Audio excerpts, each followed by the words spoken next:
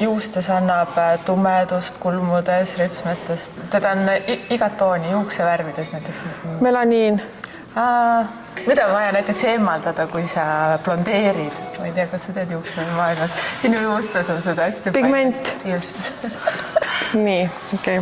Juuksurite juures sa kõigepealt lähed siin Värvianalüüs. Nagu puhtaks saada. Peapesu. Ja see, kus istud? Peapesutool. Jah, õige.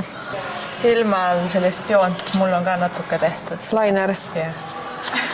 Värvid, sa paned need blondeeritud asjad sinna. Ja just. Ei tea midagi blondidest. Näiteks kui teed püsimeiki ja pärast protseduuri tekib sinna peale korik. Ja. Vau. Juuksevärvi sees, et see toimiks, sul on vaja lisada vesinik. Jep. Treid